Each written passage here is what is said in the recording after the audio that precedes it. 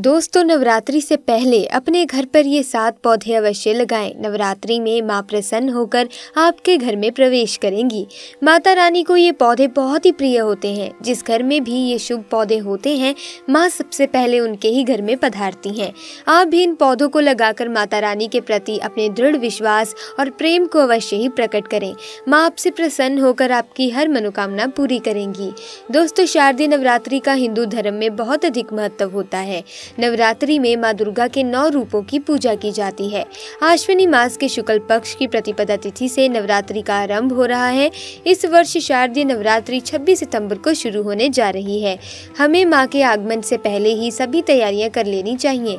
हिंदू धर्म में नवरात्रि के पर्व को शक्ति का पर्व माना जाता है। इस पर्व में साक्षात शक्ति स्वरूपा मां दुर्गा की आराधना की जाती है। मां दुर्गा की पूजा आराधना से व्यक्ति के समस्त दुखों का एवं संकटों का नाश होता है और उसके जीवन में सुख समृद्धि आती है।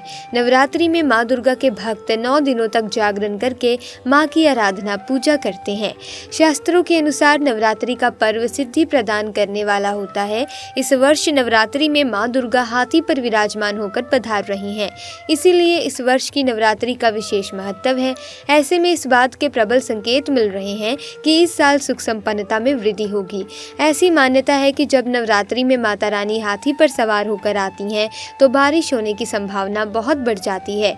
इससे चारों ओर हरियाली छाने लगती है और प्रकृति का सौंदर्य अपने चरम पर होता है। माता रानी जब हाथी पर सवार होकर आती हैं तो धन धान्य के भंडार भर देती हैं, धन और धान्य में वृद्धि लाती हैं। माता का हाथी या नौका पर सवार होकर आना भक्तों के लिए बहुत ही मंगलकारी माना जाता है। अगर आप चाहते हैं कि माता रानी आपके घर में पधारें और आपको आशीर्वाद दें, तो आप नवरात्रि आने से पहले अपने घर में ये पौधे अवश्य लगाएं। माँ को ये पौधे बहुत अधिक प्रिय होते हैं। ये पौधे माँ को आपके घर की तरफ आकर्षित करेंगे। इतना ही नहीं, शास्त्रों में इन पौधों को बहुत ही चमत्कारी माना गया है। ये पौधे जिस स्थान पर होते हैं वहाँ पर कभी भी दुख दरिद्रता नहीं आती। माँ लक्ष्मी ऐसे घर में सदैव ही निवास करती हैं।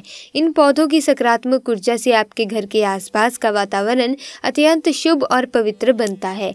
आज हम आपको ऐसे ही 7 पेड़ पौधों के बारे में बताने जा रहे हैं जो नवरात्रि आने से पहले आपको अपने घर पर लगाने चाहिए, जिससे आपको माता रानी की कृपा प्राप्त होगी, आपको विशेष आशीर्वाद मिलेंगे। नवरात्रि के 9 दिन इन पौधों की अच्छी तरह से देखभाल करें और नित्य इन्हें जल देकर प्रणाम करें। अगर आपके पास अधिक जगह नहीं है तो इनमें से कोई एक पौधा अपने घर में जरूर लगाएं। आपको माँ की कृपा से सुख समृद्धि की प्राप्ति अवश्य ही होगी।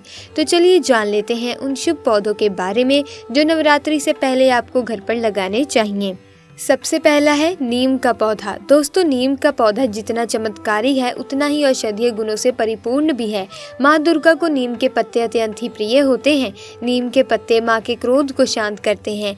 यदि आपकी किसी भूल से माँ दुर्गा रुष्ट भी हो जाए तो नीम के पत्ते माँ के क्रोध को शांत करते हैं। नवरात्रि आने से पहले ही आप अपने घर में नीम का पेड़ अवश्य ही लगाएं। नवरात्रि में इसके पत्ते माँ दुर्गा के चरणों में अर्पित करें। माँ आपसे अत्यंत प्रसन्न होकर आशीर्वाद प्रदान करेंगी। दूसरा है तुलसी का पौधा। दोस्तों, आप सभी जानते हैं कि हिंदू धर्म में तुलसी के पौधे का कितना अधिक महत्व है। बाकी पौधे घर में नहीं हो तो भी ठीक है, किंतु तुलसी का पौधा घर में होना ही चाहिए।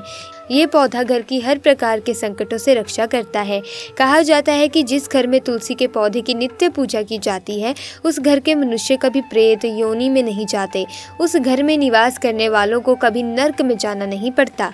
साथ ही दोस्तों, तुलसी के पौधे में माँ लक्ष्मी का वास होता है। जिस घर में तुलसी का पौधा होता है वहाँ कभी भी धन की कमी नहीं होती। इसीलिए नवरात्रि आने से पहले आप अपने घर में तुलसी का पौधा अवश्य लगाएं। ये पौधा घर को शुद्ध तथा पवित्र बनाता है, जिससे माता रानी प्रसन्न होकर आपके घर में प्रवेश करेंगी। तीसरा है नींबू का पौधा। दोस्तों, माँ दुर्गा को नींबू अत्यंत प्रिय है। माँ दुर्गा को नींबू अर्पण करने से माँ प्रसन्न होती है। नींबू हमारे घर की बुरी एवं नकारात्मक शक्तियों से रक्षा करता है। इसीलिए बुरी शक्तियों को घर से दूर रखने के लिए घर के बाहर नींबू लटकाया जाता है। आप नवरात्रि आने से पहले अपने घर के आंगन में नींबू का पौधा अवश्य लगाएं। आपको माता रानी की कृपा अवश्य प्राप्त होगी। चौथा है केले का पेड़। दोस्तों, केले के पेड़ में भगवान विष्णु का वास होता है। ये पौधा जिस घर में होता है उस घर में कभी अकाल मृत्यु नहीं होती। नवरात्रि आने से पहले अगर आप केले का पेड़ घर के सामने लगाते हैं तो माँ आपसे बहुत प्रसन्न हो जाएंगी। माँ दुर्गा को केले के पत्ते में प्रसाद चढ़ाना चाहिए। इससे माँ संतुष्ट होती हैं। मनुष्य को भी दुर्गा पूजा में केले के पत्तों पर भोजन करना चाहिए। 5वां है शंख पुष्पी का पौधा। शंख पुष्पी के फूलों का दुर्गा पूजा में बहुत अधिक महत्व होता है। शास्त्रों के अनुसार माता काली के मंदिर में शंख पुष्पी का पौधा अवश्य लगाना चाहिए, क्योंकि ये फूल माता काली को अत्यंत प्रिय है। नवरात्रि आने से पहले इस पौधों को आप अपने घर में अवश्य लेकर आएं और इसे अपने गमले में लगाएं। इससे माता रानी की कृपा आपको प्राप्त हो जाएगी। दोस्तों, 6ठा है हर श्रृंगार का पौधा। दोस्तों, हर श्रृंगार के पौधे को पारिजात भी कहा जाता है। इस पौधे की उत्पत्ति समुद्र मंथन के समय हुई थी। माँ दुर्गा को पारिजात के फूल अत्यंत प्रिय हैं। भगवान शिव की आराधना के लिए पारिजात का वृक्ष स्वयं सर्वलोक से धरती पर आया था। माँ पार्वती को पारिजात के फूल अत्यंत प्रिय हैं, इसीलिए नवरात्रि से पहले ही आप इसका पौधा अपने घर में अवश्य लगाएं। माता रानी प्रसन्न होकर आपके घर में पधारेंगी। 7वां है बेल का पौधा। दोस्तों, बेल पत्र भगवान शिव को अत्यंत प्रिय हैं। माँ पार्वती बेल पत्र से भगवान शिव की पूजा करती हैं। इसीलिए जिस स्थान पर बेल का वृक्ष होता है वहाँ पर शिव पार्वती निवास करते हैं। इसीलिए नवरात्रि आने से पूर्व अपने घर में बेल का पौधा अवश्य लगाएं। माँ की कृपा आपको प्राप्त होगी। तो दोस्तों, आप भी नवरात्रि आने से पूर्व अथवा नवरात्रि में अपने घर में इन 7 में से एक पौधा अवश्य ही अपने घर पर लगाएं। माता रानी की कृपा आपको अवश्य प्राप्त होगी। इसके अलावा दोस्तों, कुछ बातों का ध्यान भी आपको नवरात्रों के दौरान जरूर रखना है। आइए जानते हैं नवरात्रि के दौरान कौन सी गलतियां हैं जो आपको नहीं करनी चाहिए। दोस्तों, सबसे पहली और महत्वपूर्ण बात तो यही है कि माँ आपको व्रत या पूजा पाठ करने पर मजबूर नहीं करती, लेकिन अगर आप कर ही रहे हैं तो अपनी संपूर्ण श्रद्धा, भक्ति और विश्वास से करें। माँ की आराधना करते समय मन में किसी भी तरह की शंका या दुर्भावना बिल्कुल भी अपने मन में ना रखें, क्योंकि जिस मन में शंका या दुर्भावना होती है वह मन शांत नहीं हो सकता और अशांत मन से पूजा पाठ करने से कोई भी तुक नहीं है। मन में माँ के प्रति हमेशा सम्मान की भावना रखें।